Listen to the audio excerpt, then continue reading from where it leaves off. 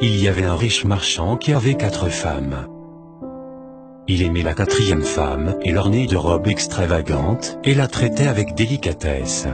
Il prit grand soin d'elle et ne lui donna rien d'autre que le meilleur. Il a aussi beaucoup aimé sa 3e femme.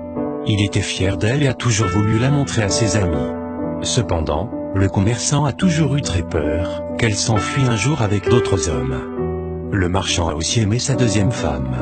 Elle était très attentionnée, toujours patiente et sa confidente. Chaque fois que le marchand faisait face à des problèmes, il se tournait toujours vers sa 2e femme et elle l'aidait toujours à s'en sortir et à traverser les moments difficiles.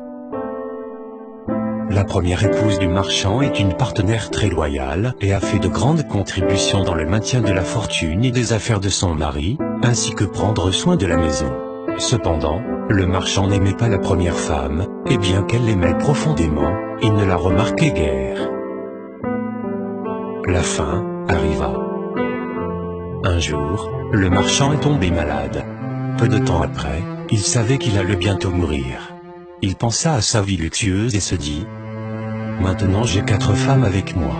Mais quand je mourrai, je serai seul.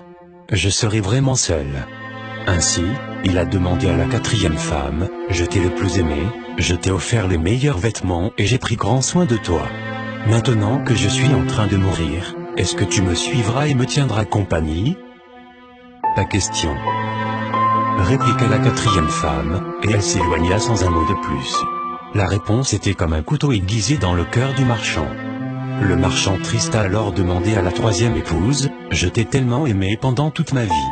Maintenant que je suis en train de mourir, est-ce que tu me suivras et me tiendras compagnie ?» Non, répondit la 3e femme. La vie est si belle ici. Je vais me remarier quand tu mourras. Le cœur du marchand fondit de tristesse.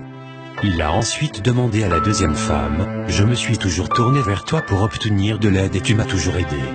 Maintenant, j'ai encore besoin de ton aide. Quand je mourrai, veux-tu me suivre et me tenir compagnie ?» Je suis désolé, je ne peux pas t'aider cette fois, répliqua la 2e femme. Tout au plus, je ne peux que t'envoyer dans ta tombe. La réponse tomba comme un coup de tonnerre et le marchand fut dévasté. Puis une voix criait: « Je pars avec toi. Je te suivrai peu importe où tu iras. » Le marchand leva les yeux, et il y avait sa première femme. Elle était si maigre, presque comme si elle souffrait de malnutrition. Très affligé, le marchand dit: « J'aurais dû prendre bien soin de toi, pendant que j'avais la possibilité. » Chaque homme et chaque femme a 4 épouses Marie. Que signifient ces femmes? La 4e femme.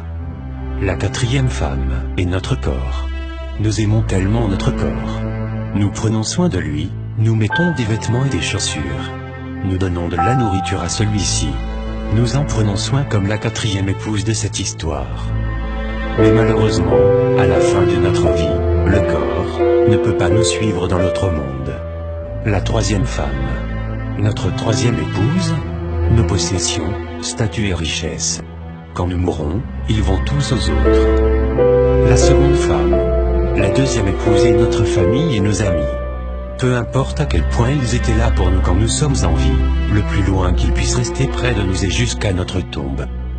La 1re femme, la 1re épouse est en fait notre âme, souvent négligée dans notre quête de la matière, de la richesse et du plaisir sensuel. Une histoire à nous faire méditer sur nos priorités, une invitation à nourrir son âme avant son corps, de vivre toujours avec l'idée que nous serons seuls après notre mort, et que malgré les richesses que nous aurons accumulées, l'important est d'avoir une belle existence, d'avoir laissé une bonne trace, une leçon de vie. Merci de liker cette vidéo. Merci de partager cette information autour de vous.